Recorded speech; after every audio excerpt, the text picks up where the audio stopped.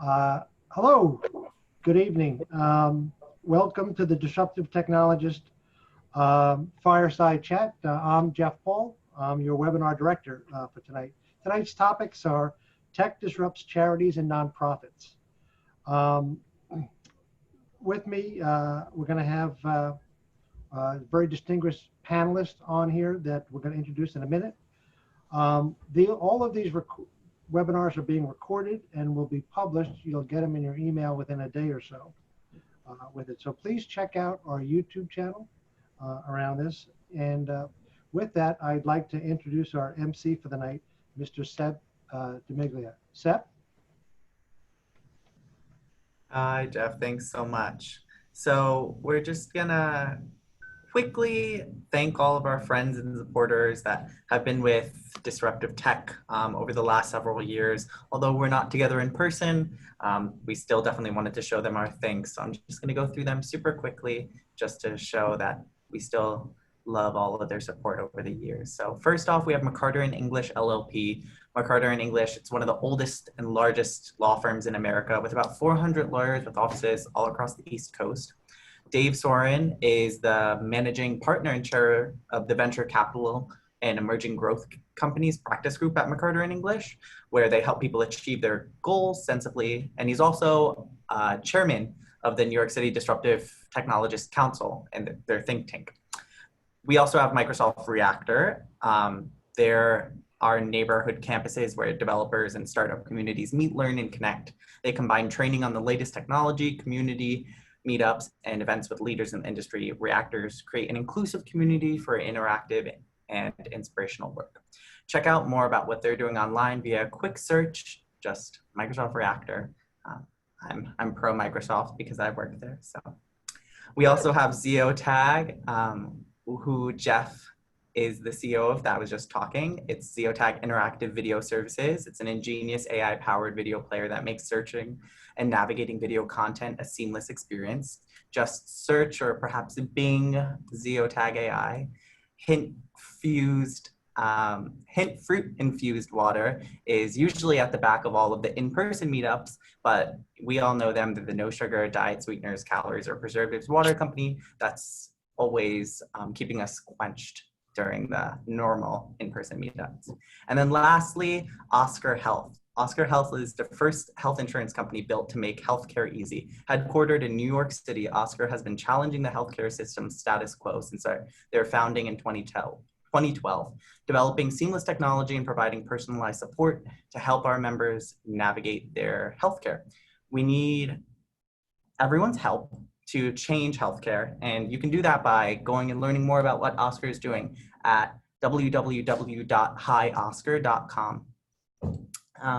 We're always looking forward to being able to meet again whenever that is safely possible. I know Lauren is super excited to just get back into the Microsoft Reactor whenever she can, so we'll definitely keep everyone posted on that. But until then, I'm gonna go and hand it off to our awesome moderator, AI whiz, Oliver Christie. So Oliver, you can take it away. Thank you so much, and thank you for the introduction. Well, firstly to say a big welcome to Tech Disrupts Charities and Nonprofits. Jeff, if we could have the first slide. So we've actually got quite a lot of changes for tonight. The first and biggest one is I am replacing Bruce for tonight. He lost electricity in a storm, and it's thankfully only just come on again. So he's back in the land of modern. But I'm replacing him for tonight, so I hope I can fill his place well. We also have two new panelists, and we'll get to them in a second. So the makeup of the fireside chat, it's very informal. Put your questions to the panelists. So anything you want to ask, simply type it in the box at the below the screen. And we'll hopefully get to all the questions tonight. We also have some questions which we couldn't get to last time, so we'll get to those. Next slide, if we could, Jeff. So a quick disclaimer, be nice. These are the views of individuals rather than the company, so don't start quoting them. we'll just ask people to be nice. Without further ado, our first panelist, Manojit Nandi, is the Senior Data Scientist of JP Morgan Chase. Next. Ruby Pittman is also back again, and she's from the Gold Management Association, which is part of Con Edison, who I imagine is rather busy right now. And Erin Britton is back again. She's a product manager at TCC Group, who are based in New York. And then joining us for the first time is Rachel Patterson, the founder of Global Consultant Group. She's a change management advisor, facilitator, and project manager. She's worked all over the world. And last, and certainly not least, and also joining us for tonight, is Rik Willard, the founder of Agenic, and he is a global consultant in development with an emphasis on blockchain. So that's our panel, and again, that's me. You know who I am. So, Jeff, do you want to get rid of the slides and let's see the panelists? Thank you so much. Fantastic. So the first question we've got is from Jay, and Jay asks, for an organization that seeks B Corp certification, do you have any recommendations on a path to securing funding? And just a bit of background, 3,500 organizations are B Corps in 54 countries around the world. Why don't we go to Rachel first? Because you help an awful lot of corporations get certification. Yeah, I'm not an expert on B Corp certification, but I've worked with several B Corps. And maybe a step back, because I'll explain what I do so people know what kinds of questions I can answer, because a change management advisor is kind of broad. I've worked in lots of countries and speak a few languages. I'm a consultant who does strategic planning with nonprofits and with small businesses. And so I end up doing a lot of some innovation grants with the small businesses, and then help them, both the small businesses and the nonprofits, grow and partner either locally or globally. So I kind of combine the business models of traditional business and nonprofit, which is a bit of what we're talking about now. But I'm sure others will have a little bit more to say about the B corporations. But the body that does the certification, I'm sorry, Oliver, could you repeat the question? Yes, of course. So for an organization that seeks B Corp certification, do you have any recommendations on a path to securing funding? On a path to securing funding, okay. Oh, I thought it was about getting the certification. Well, I think it could be either. So I'll answer briefly, and if you have a follow-up question on it, I'm happy to share more. But to get the B Corp certification, there's a very extensive questionnaire, and it said you don't have to get 100% of all the check marks. It's a very rigorous process that covers, I don't remember, about 12 different aspects of how you run your company. And then once you get that, it's a nice thing for your branding. How you go about getting funding, if you are a B Corp, you're going to have funding, you're going to have a mission, you're going to look for foundations, corporations, individuals who are interested in your mission, and then you'll approach them. There are resources to find that out through the Foundation Center. For example, they have several databases, and then there are several other tactics. But that's a kind of 101 answer, and feel free to email me, and I'm happy to send you a little bit more information on finding funding. Fantastic, thank you. Can I jump in on this, Oliver? Yeah, please. Okay, and can everyone hear me? We can. Okay. So I learned a bit about B Corps, or I kind of started to kind of wonder, okay, what is the purpose of having a B corporation in today's landscape? And just for some like level setting for anyone who's watching and wants to know what a B Corp is, it's a corporation with different and jump in on the legal side, but it's not necessarily a nonprofit in that it is profit driven. However, the values, and there's several impact assessments, and to Rachel's point, it's a very rigorous process. The values of that company are very much aligned with like social good. So I pulled up bcorporation.net is a really great resource. And McCarter in English, who's a sponsor tonight, I know that there's a big knowledge base for B Corps in McCarter in English, but I'll put this in the chat. And this is a list of funders and finances. And what's interesting is that there's a big case out there that it may just be better in the current landscape to have a traditional corporation or be incorporated rather than have a B Corp. And that's for just reasons of tax incentive and basically the ability to have a legal operation that is basically able to receive more funding. And with more and more social impact funds that are funding both B Corps and corporations and S Corps, there's kind of, if your business is focused on sustainability and has those intrinsic metrics, having a B Corp is really more so wanting to be accountable to having those metrics. And Sure. social impact funds are also looking for corporations that don't necessarily have to be B Corps. And the link that I put in the chat may kind of provide more insight to the funds. That's great, thank you. Rik, have you, do you deal with many B Corps?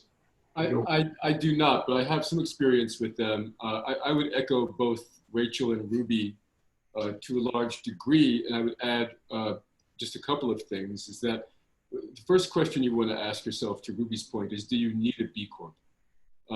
It is, and then to Rachel and Ruby's point, a pretty elongated process. And you know, what goals are you aligning yourself with? If you're talking to a venture capitalist, trying to get financing, you know, your goals may not be the same, may or may not be the same. VCs tend to focus more on scale and less on sustainability. So you really want to decide, you know, what is your modus? What are you really in this for? And if these sustainable goals and these social good goals, social impact goals are forward in your thinking, then I've seen people be successful in government-run programs that have to list their accountability to the general public through their investments, say the Made in New York project here in Manhattan. It would be a good example of people who I know who've gotten grants from the city and funding to go and have offices in the Brooklyn Navy Yards or something like that. There'd be corporations. But existentially, B Corps are somewhere in between nonprofits and for-profit companies. So you usually have to have an investor who has a vested interest in showing people that their investments are in fact geared towards social impact. And if that isn't, unfortunately, that is not the bulk of investors. Were that it would be, that would be wonderful. But mostly it's an uphill battle. I would tend to agree with Ruby and just say, hey, you know, is this what we really need? Can we still be sustainable? Can we still have the same messaging, but not go through that quarterly paperwork morass that is a B Corp? Aaron and Manojit, do you want to jump in? I have nothing to contribute to this question. Yeah, I think the other panelists have covered it. So TCC Group actually is a B Corp, and I wish I could speak more deeply about the process, but it became a B Corp long before I joined it. And The only thing I'll add is that, you know, there are always creative solutions if you are looking to partner with a funder who needs a certain kind of arrangement to fund you. Like, I think to Rik's point, you know, having that existential decision, you know, really be at the forefront. So we are a B Corp. We also have an associated nonprofit so that we can receive foundation grants if we're looking to partner with a foundation. So, you know, having that alignment at that top kind of mission or vision level, I think is probably the most important part, and the lawyers can often figure out the rest of it. As always. Yeah. Fantastic. Well, let's jump on to the next question. This is from Linda, who asked, for those in the data field, but all of you here, what are the top internal and external challenges facing charities in the mental health or well-being industry? So I think, I don't know if this counts as internal or external. I think one is basically HIPAA regulation. So what you can do and can't do with medical or health data. And so this actually, and a lot of these nonprofits don't actually have the technical talent in-house. And so they would need to be able to do like some sort of data sharing with some external like technological partner. However, HIPAA regulations prevent them from really doing that data sharing. So they need to go through a lot of workarounds of like getting some access to some secure, maybe third-party cloud platform, such as Microsoft Azure, because we're sponsored by Microsoft, that is certified and that's actually secure. The other one I think is really how do you protect users' privacy as you do in these analyses? I think, you know, the end goal is to be able to analyze people's data and identify some needs that could help them, but that's a lot. Like mental health data is very sensitive to a lot of people, and I think you need to be very careful about what you do with it, and that you don't actually expose something. And there's a lot of instances of machine learning, especially for healthcare, more so for like cancer prediction. You could actually expose someone's medical record because if you know one person has this rare disease, and that person's in the training data, you can sort of figure out that, oh, this person was in the training data because the model is aware of that rare disease. And something similar with healthcare modeling, mental health modeling, where if someone has some specific mental health condition and they're the only one with that health condition, if they're in the training data, the model can learn something specifically about them. And I think the last one is sort of just like getting the large amounts of data. So this is where at least the applications of machine learning AI to the mental health space that I'm aware of really deal with like natural language processing and text. So this would be things like crisis text line, which is like a service where anyone can like text in and say like, help, I'm having this problem. And the crisis counselor will come assist you. And then also the Trevor project, which I think we talked about last week, which is specifically crisis counseling for LGBTQ teens. And so those cases you also have a lot of like text data because that's the incoming format. But if you're doing with like in-person counseling, for example, like how do you sort of transcribe those records into text, something that can be analyzed? And I think that's like the big barrier is like transcribing all those like conversations and recording those in a way that can be into a format that can be easily analyzed by a machine learning system. And then for everyone else on the panel, do you want to give shout outs to companies or apps or just really good approaches for things you've seen? So in the well-being space? Yes, absolutely.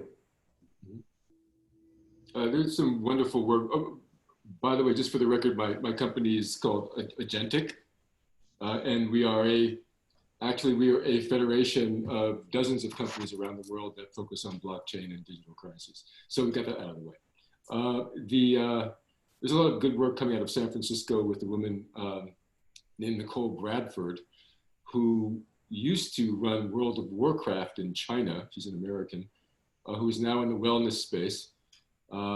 She has a group called Transformative Tech, which is doing some amazing work. But I would agree with Manojit, I believe is your name, is that how you pronounce it?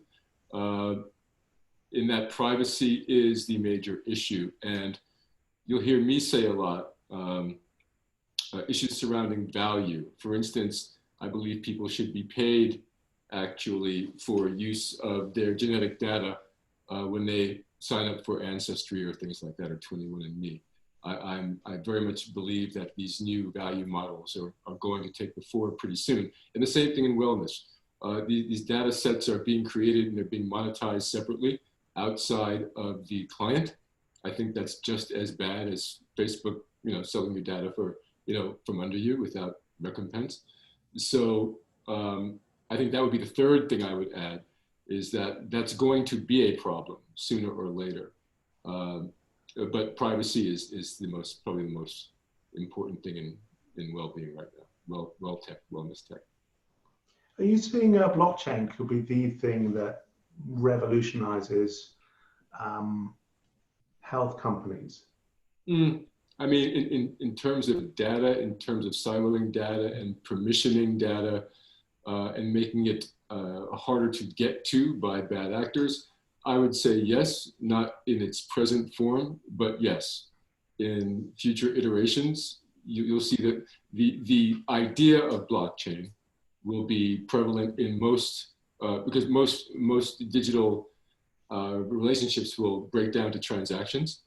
And so blockchain will be a large part of that. And even machine to machine transactions, human to human transactions. So that permissioned, secure environment is the foundation of those conversations. Yeah. Fantastic. Aaron, are you working with any interesting companies in the mental health or wellness space at the moment? Yeah, we work with a lot of nonprofits in this area who, have this is the sector that they're working in. And so I actually think it was very, very interesting to hear this idea of privacy regulations, HIPAA compliance as a #1 problem, which I think is very interesting, kind of coming from the perspective. We do a lot of work in nonprofit capacity building.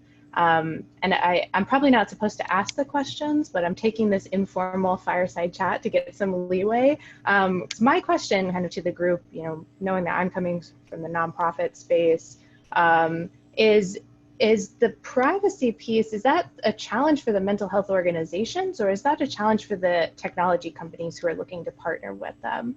And I ask it in that way because in some ways, there's nothing more private than like a hard copy written down, filled out form. I mean, obviously anybody could find it off a desk, but the way we're trying to support the work and the mission of nonprofits, is through providing these technology solutions that help them operate more efficiently, that save them time and money, that help them get towards that mission impact more effectively. So how much is that something that the tech sector can really take on as part of, their work to work more deeply in partnership with mental health organizations?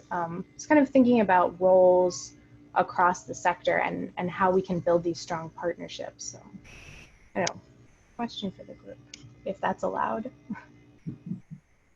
Of course. And I'd say it's privacy should be consideration for both the mental health organization and the technological partner, in the sense that yes, the technological partner should be thinking about these privacy restrictions as they're building their technology, but then it's up to the mental health partner to sort of hold them accountable. And also the mental health partner also needs to hold himself accountable of, hey, let's not overshare because the tech partner wants all this data. I think partially it's because I would say a lot of machine learning algorithms are sort of greedy. We sort of talk about big data. We want to have as much data as possible. And I think there's an implicit demand as a technology partner to have access to as much data as possible at the beginning of the partnership, when we need to think about what is the least amount of data necessary for this project to be successful, so that we can sort of not have to deal with all these issues with data leakage or information leakage. So I do think it's sort of both a sense of the technology partners need to think about what data they need to do, and then the mental health organization needs to think about what data do I actually need to give versus what would be a bit too excessive and not actually have any value add if I were to give it to them.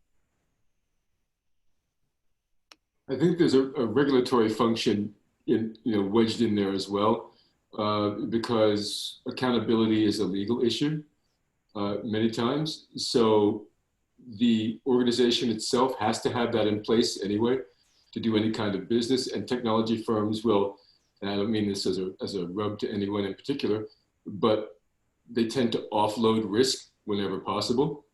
So, you know, if the organization itself doesn't have those guidelines in place, then you're already anticipating trouble, right? The tech company would love as much data as possible, assuming that their contract allows them to actually use it. And if so, then they would have some measure of accountability, of course. It's interesting that you mentioned that. I was on the other side of this, doing a fairly large consulting project with a very, very large tech company who built something which looked a little bit like Siri. And the approach my team was taking was we were looking at data, then we happened to see patterns which would be a very, very early indicator of something like Alzheimer's through the speech pattern. So you're talking back and forward, and as you miss words or it takes you longer to remember something, or you're repeating, that becomes an indicator. And this app had nothing to do with healthcare, so the people using it didn't need to sign up. There was no HIPAA agreement at all. But it's quite interesting how quickly it turned into mental health data. So yeah, a strange situation. I'm really interested in seeing. I know that there are organizations like there's the Chan Zuckerberg Initiative, there's the Bill and Melinda Gates Foundation. Like there are these huge foundations that are collecting a lot of data and at least going through trial and sometimes error and learning and having the resources to collect all of this.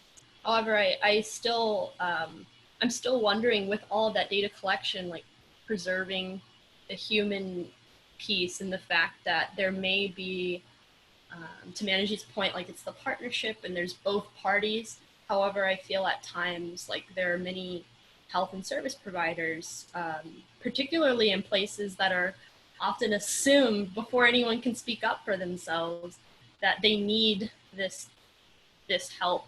And there's an initiative that can swoop in. I know that like Chan Zuckerberg Initiative is doing a lot of great work in a great quantity. However, I'm focused on like the quality of this work in relation to the fact that there are still healthcare practitioners and also people on the ground in places where there are less resources, but there's also expertise there that I just see there's a missing link often between like, and it's an idea that has been in my head, but I know that there's expertise here, and there may be in the audience as well, about. Actually, on that point, let's jump on to the next question. So this is a question from Jordan, who sent a whole bunch of great questions. Will AI tools become more affordable for smaller nonprofits to better customize programs? So I think that's really kind of two questions. So firstly, do we think AI tools are going to become cheaper? And obviously there's a whole bunch of free ones at the moment. Will that help? Or yeah, are they using it to better customize making use like programs, sort of non-profit programs? Okay. I mean, you have to define better. You know, it depends on what you're looking for and how deep you want to go and what you plan to do with it and all of those things, what your risk profile is. I mean, AI in general is like any other technology, like blockchain technology, garbage in, garbage out. And if your data isn't pure or otherwise pristine and segmented and sectored out accordingly and true, then your output should be better, writ large, better, whatever that means. But we see a lot of disjointed data, especially in the blockchain, which is somewhat immutable for the most part. And you know, if you put something bad into an immutable system, well, then you get bad output, right? So you have to be careful with AI and blockchain and things like that. You mentioned something really interesting at the beginning, which is what does better mean? When you're talking to clients, how do you ask that question? I think better means, you know, what are you looking for? What kind of outcomes are you trying to achieve? And that's better for you. And that answer is very different among sectors and even companies within the same sector. Rachel, what's been your experience of asking exactly the same question, especially around the world? Well, since we're talking about how tech disrupts charities and nonprofits, it's I think it was Eric Schmidt who said that new technologies will be developed in the developed world and new uses will be developed in the developing world. And there's a similar concept among organizations that have more money and organizations that are nonprofits. And so there, I think it was you, Oliver, who's just pointed out that many of the AI tools are in fact free. And then to Rik's point, are they good? Are they better? It depends on what your goal is and then the quality of the data. When I do some of my work in developing countries, you have interrupted electricity, you have the rainy season that washes out roads, etc. You need to be able to collect information on smartphones. Smartphones are not new technologies, but we need to create ways of data collection that are smooth and easy on the technology that's available. AI, once we get all that data, AI can definitely help on slicing and dicing and figuring out what the patterns are, whatever the goal of the program is.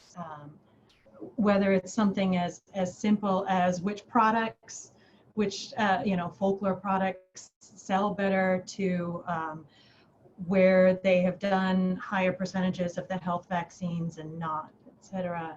But AI can help in analyzing the data, and technology and nonprofits and charities does tend to be simpler than the early adopter companies. Okay, so I have lots of thoughts about this question.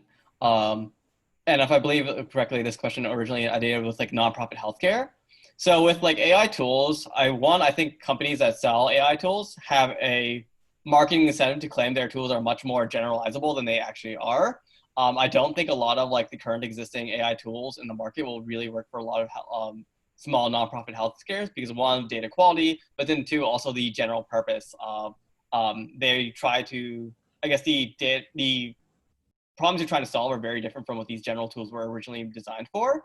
So I think one, we're going to sort of need to design tools specifically for these like smaller healthcare nonprofits, like rather than just getting like a commercial tool from Microsoft or IBM, like data scientists and technologists are going to have to partner with that nonprofit organization to design a very like specific custom-made like machine learning algorithm for their specific problem using their data.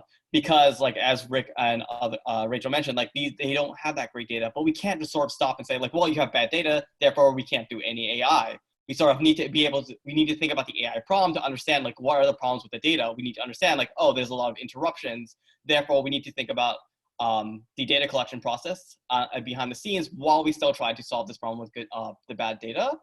And with that, I think there's one, how do we sort of use current existing machine learning algorithms specifically this problem, but then also how we come up with new machine learning algorithms for these problems. And there's a really cool academic movement I love called Mechanism Design for Social Good, which is like a branch of like combines like mathematics, computer science, and economics of like how do we sort of create new mathematical algorithms for solving problems that commonly faced by these social good and nonprofit spaces. So how do we think about like allocating income subsidies as like this new mathematical algorithm, rather than just sort of like taking some off-the-shelf method and trying to repurpose it for this problem. And I think that's really cool because it allows us to like partner academics with these problems to better understand the needs of these nonprofits. And then we create a custom-made solution for these nonprofits specific to their problem. And then something else that I think needs to happen is sort of more best learning sharings from nonprofits that do this type of like AI for good aspect. Like they're going to try to use these tools, they're going to have some success, but they're going to have some failures. but they're each doing them in silos. And I think there's a lot of knowledge sharing that could be done to understand like, hey, don't try this approach because we tried this, it will fail. And so like a lot of nonprofit and healthcare space, I think specifically think of like community health workers in developing nation. I think there's a lot of opportunities for knowledge sharing of like, how do you sort of use that community health worker data in order to identify patients who might be at risk and opportunities there. Fantastic. Erin, are you seeing much knowledge sharing or not? Do you think we're just sort of not quite there? We're still sort of quite siloed? I think we're getting there. I think there are kind of two main two off the top of my head, main obstacles. There's probably like 15, but two that kind of jump to mind that I think are preventing that sort of knowledge sharing. The first is I think that we're seeing a segmentation effect across the nonprofit sector of tech-enabled, kind of tech-literate organizations who have been able to, and I think this is really key, get the funding to invest in these types of technologies and systems, and have partnered with funders who understand what value they can bring, have been able to articulate that value, and have been able to tolerate a fair amount of risk. Because I think, like Manojit said, like it will fail. Hopefully it will also succeed. And then there's a lot of nonprofits that probably the bulk of them, just in terms of raw numbers, that they can't even engage because of the barriers, or there's just sort of the tech literacy, knowing what the solutions are that are out there, or being able to have that slack in their budget, in their financing, to do that type of innovation and really invest in it in kind of a deep way. So I think there has been progress towards more knowledge sharing. I totally agree we can do more, but I think a lot of it has kind of stayed self-contained in this group of nonprofits that have been invested in it, who have kind of tapped into the space, and have started piloting, trying things out, seeing what works. And then there's this whole group of smaller or less tech-savvy nonprofits who I think haven't quite been brought up, sort of like link in the chain model, where it's like, how can we bring up other nonprofits to share this learning more broadly across the field? Was that two? I think that was two.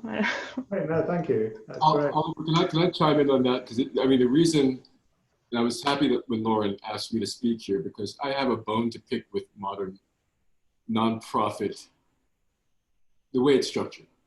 And I think that what Erin is talking about is a problem endemic across a lot of sectors, but in nonprofit especially, because they don't have necessarily the deep pockets to do anything about it. When you talk about sharing, universities have the same kind of problem with their R&D, in their R&D divisions, because no one wants to give away any secret sauce. No one wants to necessarily share information that can't be monetized, because they can't monetize it later.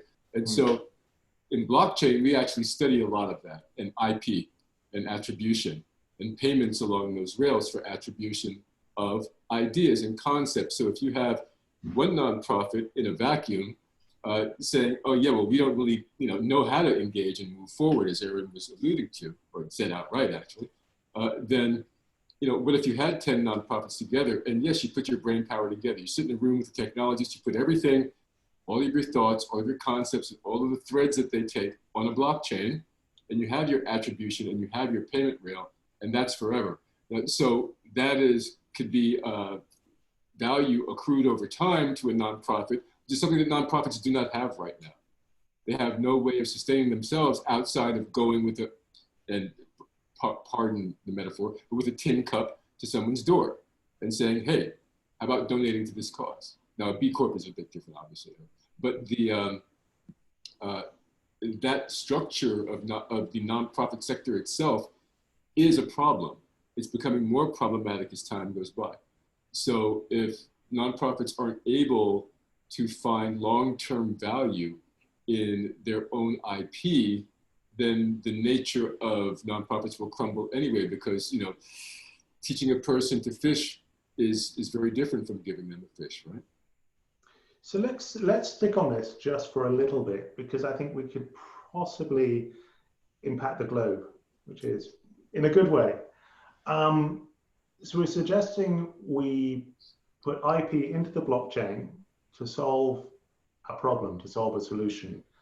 It's specific to nonprofits, or Yeah. it could be specific to their mission. There are lots of nonprofits that have the same mission in different ways, or it could be a process issue itself. So yeah, it could be take on a couple of forms, a few, if not. Yeah, absolutely.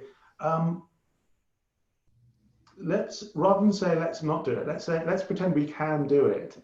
What do you think the steps, and this is to everyone on the panel, what steps or what would you like to see put in place so every nonprofit can share great technology and great approaches? I'll just follow up then. You can have a GitHub, you can have a blockchain-based GitHub that nonprofits go to, a repository of code, that is, and you can simply discuss like we're doing now on video. You can type in your thoughts and ideas. You can do it by text, you can do it by video, you can do it by voice, by any means. But it's that time-stamped record of whose idea was this and where did it come from, and then this is a big problem in academia, right? When you go to prior art in IP, it's all this chain of events that happen to make this widget, but they come from all over the world. They come from all over the place, and so people don't get attributed, they don't get paid, and the only people who win in that regard are lawyers. So it's really important to get anywhere in this world. I think we're getting into the future of work now, but we're really in the economy of ideas and value, through ideas, right? So that attribution is important no matter what you do, but I think more so important to nonprofits because they don't have revenue streams, usually, besides donations, and in some cases investments, that have any long-term value. So IP is the next frontier for them. Yeah, absolutely. Aaron, I know TCC works with the Gates Foundation.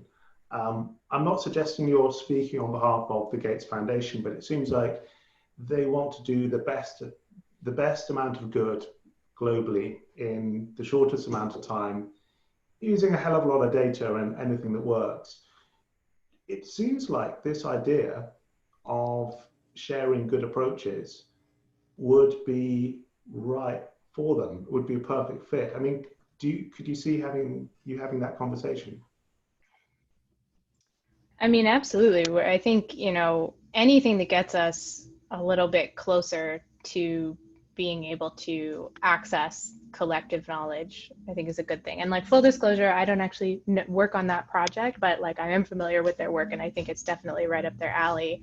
And, from the implementation side or kind of the change management side, and I'm kind of pointing digitally at Rachel because I'm sure she'll have stuff to weigh in on this, thinking about nonprofits, thinking about what do they need to build to take fullest advantage of some of these things. I think building it sounds amazing. I recently was connected with an organization that had a repository of code to do exactly what I was looking for, but I didn't have the skills to actually take what they were doing in like the language that they were writing their code and translate it into what. So is there like a layer that we need to add? How do we build that capacity kind of like within nonprofits so they can reach up and take advantage, of a resource like that, which I think, and to be totally clear, like foundations and philanthropy should absolutely be investing in this sorts of thing. Like nonprofits can't, like there's so much value there. Nonprofits really can't shoulder the cost and shouldn't need to shoulder the cost,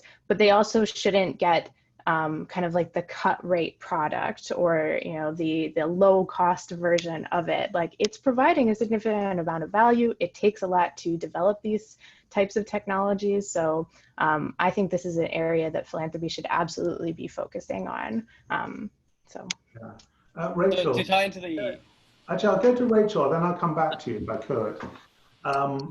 Rachel, build it and they will come. I mean, do you think for your I love the idea. I, for a few years, worked in the technology industry. I love the idea. Honestly, aside from the fact that there are several different types of nonprofits, some that are more service, some that develop technology and IP and then can maybe commercialize it, whatever, that's a smaller subsection. honestly, most nonprofits are focused on delivering their services or their programs. I'm now talking about like 501c3s, not foundations and associations, that they rarely have the bandwidth to have that sophisticated technological capability. So to what Aaron was saying, I mean, combining what Rik was saying and Aaron was saying, it would be great to build it and then have the foundations be able to reach out to their portfolio companies, their portfolio organizations, and then offer the training and the access to the tool. But the nonprofits are not going to be able to do it on their own because they're getting their fee for service or their donations from corporations, foundations, governments, people. And their resources for most nonprofits are quite tight. And as a result, the mental bandwidth is often quite tight.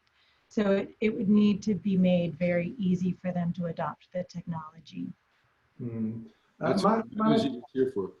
Yeah, Manojit. So it sounds like it's not just access to a platform and data and a tool, but it's also people who understand how to, to make it all work. What do you think? So one, in terms of knowledge sharing, there's actually two big conferences I want to shout out. So one is Good Tech Fest, which usually happens in May in Chicago. It was virtual this year, but that is a conference that really connects technologists with like nonprofits and NGOs to really talk about like how technological approaches to these like nonprofit problems or social good problems. I think that's one, is a great way to do knowledge sharing, and two, it also serves the like networking purposes, like how do you connect those like technologists who are very enthusiastic about using their skills for social good with nonprofit partners who have the need for those technologists. There's also the Bloomberg Data for Good Exchange. And so that's actually tying into this idea of like Bloomberg Philanthropies actually creating this like free one-day conference for technologists to meet with these nonprofit partners and also government organizations to learn best practices, but and also think about like data for good as a whole, as a movement going forward, like 5 years from now. And then also like, how do you sort of get access to that like human capital? So there's actually a new platform called Solve for Good. It was started by the Data Science for Social Good Fellowship platform this year because they can't actually hold their fellowship due to COVID. And so it's an online platform. It's basically like job postings, sort of like a nonprofit says like, hey, I have this data and I have this problem. Is there any technologist who could possibly help me with this problem? Like, oh, hey, I want to use satellite imagery in order to understand food scarcity forecasting, for example. And then it's like, okay, you need computer vision, you might need some other skills such as time series analysis. And then you as a technologist can say like, hey, I have computer vision skills, I have time series analysis, I can do this task. So that's, I think, one way for nonprofits to get access to the capital. And I think a lot of it is just going to be like, having a third party sort of facilitate the connecting the interested technologists with the nonprofit partners to best understand like the needs of each other. Sure thing, fantastic. Well, let's move on to another question, and this is from Misha, who fantastically is working in the Congo Basin rainforest. So, change of direction. What incubators for startup NGOs are using technology as part of their core proposition? Ruby, why don't we jump to you first? Yeah, I'd really like to shout out academia here, which is what I'm really fresh out of, and hearing everyone's expertise and what everyone's in is really inspiring. But being fresh out of like college and thinking about, and then to Rik's point earlier, just R&D at the university level. And Misha, we emailed and we may be chatting soon, but the Columbia and NYU in New York, as well as other universities, and maybe there are universities, there are also universities worldwide that are now exploring social entrepreneurship and having, basically they have just various opportunities and the Tamer Center for Social Entrepreneurship has open forum and dialogue around impact technology. There's also MIT's Solve. They are an amazing launchpad and accelerator, and they are hosting a summer series that I'd highly recommend with a lot of leaders, both from NGOs, from tech, from still in academia, which is a very refreshing perspective to have. And also a great connection too, because many accelerators, many launch pads that are hosted and held at universities often require that there is a university affiliation. There's someone with a university affiliation on your team. I'd also like to shout out Fast Forward, which is another accelerator. I believe it happens in San Francisco during the summer usually. And then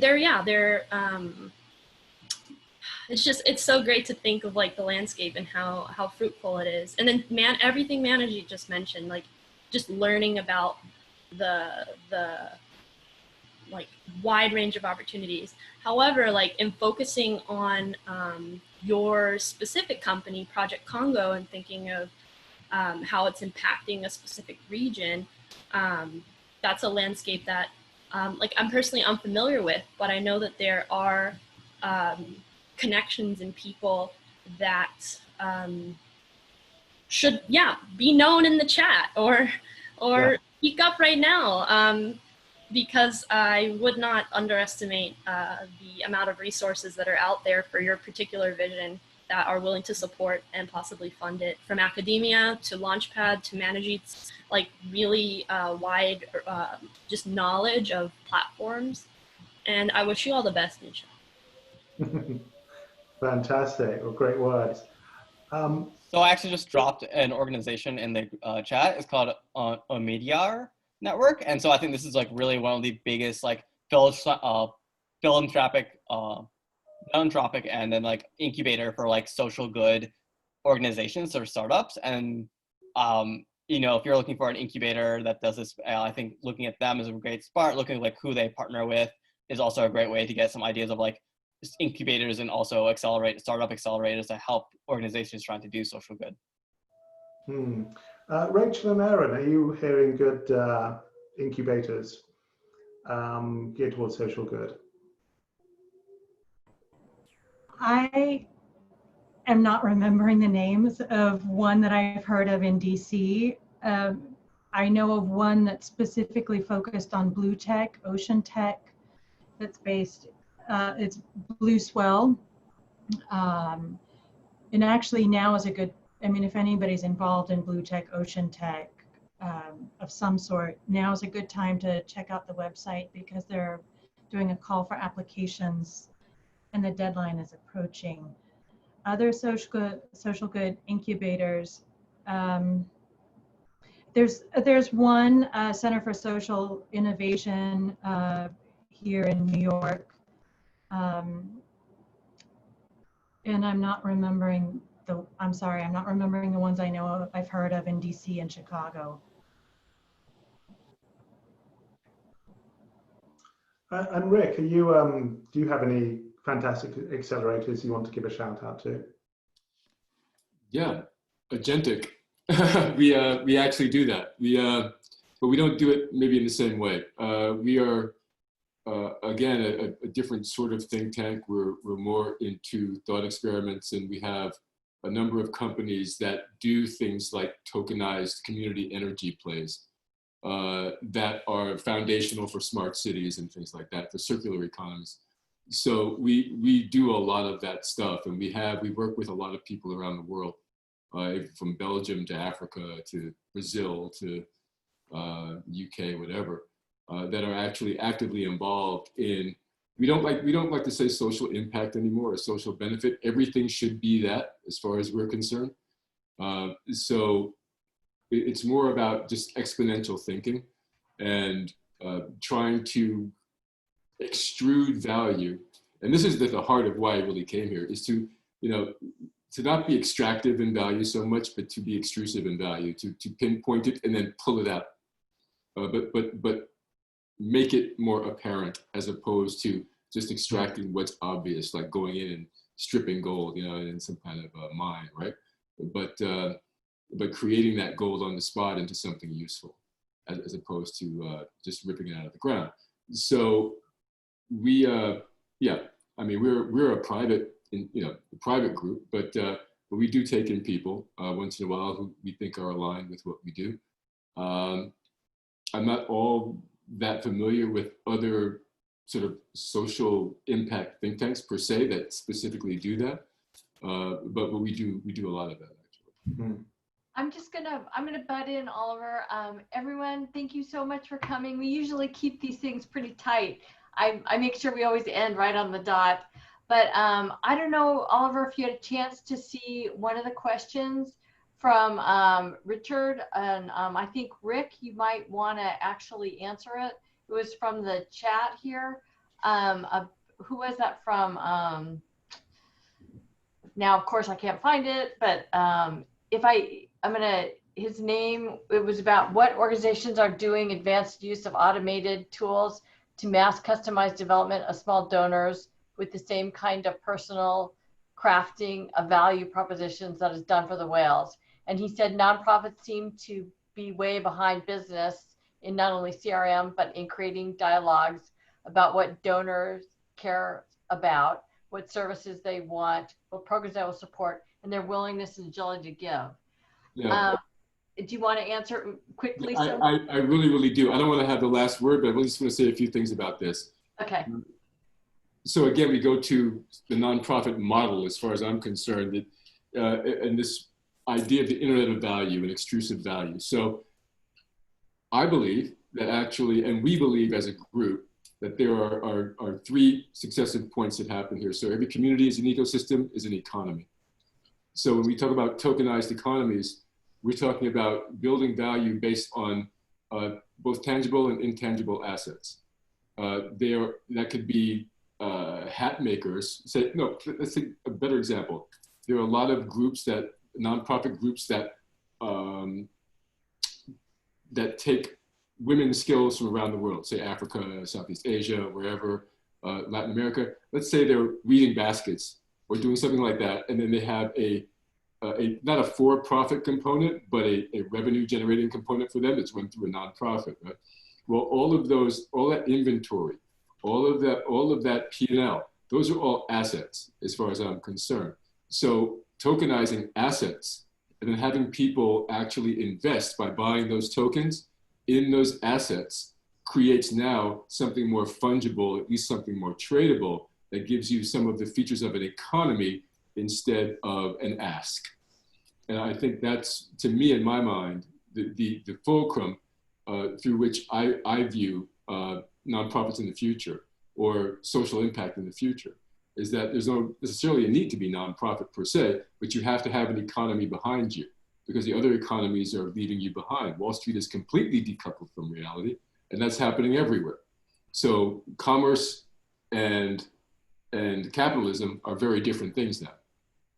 And nonprofits have to pull up the slack of I'm sorry? I was saying thank you. Okay, I'm done. I mean, I love to go on for hours. I will. Yeah, I know. That's the thing. With these 1 hour things, it's like really dicey. Do you have anything else to add before I wrap up for the night? I just wanted to say one more thing on that question, kind of around structures. Like nonprofits are. I've done a lot of research and a certain amount of writing on social impact, corporate citizenship. So nonprofits are theoretically supposed to focus on the long term and then do the good. So that's why they get the tax rebate. Having to get their funding from various sources does create challenges. Luckily, we're in a place where there's so much more flow of information that and we're in a culture where people demand that their companies, their brands that they're going to invest in are kind of their friends or exemplify the values that they want, that they aspire to, or that they think that they have. So we're in this merging kind of the business models of business, the triple bottom line business that is actually now focusing more on the long term. And there are studies that have shown that that for a variety of reasons, organizations, companies that focus on the triple bottom line actually perform similarly to their peers that do not have those developed CSR policies that are members of the S&P. And you might think that they would perform less well because they have all of these extra costs. So in the short term or the medium term, they actually perform about the same. In the long term, they often perform better because they have so many more guidelines, guideposts, whatever. But it's an interesting time that we're merging these nonprofit and for-profit business models and mindsets. There's so much that can be said about that. The problem is that these are like 1 hour and we keep them really tight. I think what I'm going to do is, since I have so many questions and I know there's a lot that were unanswered, if you want a question answered, please feel free to email me, lauren.keeson@gmail.com. I'm the organizer of Disruptive Technologists, and you can find my name on the event site. And if you didn't grasp that, go ahead and just go to Meetup, and you can send me a message just through Meetup. But you know what I'll do is I'll send it out to the panelists, and if they can answer it, they'll send it back. I'll send the whole length. I appreciate everyone who came. Very excited. Thank you, Oscar Health. I forgot to add that they are actually hiring right now. So if you go to HISOCAR, HISOCAR/careers, they're hiring. So I'm sure there's people out there who need jobs. They're a cool company. And our next event will be in September, and it's going to be on a very interesting subject of education, and it's going to be how pods are segregating schools and how tech can disrupt this whole segregation of education between the haves and the have-nots. And thank you so much for coming, and we'll see you next month. Thank you. Stay safe. Thank you, everyone. Fun. See you soon. Great event, everybody.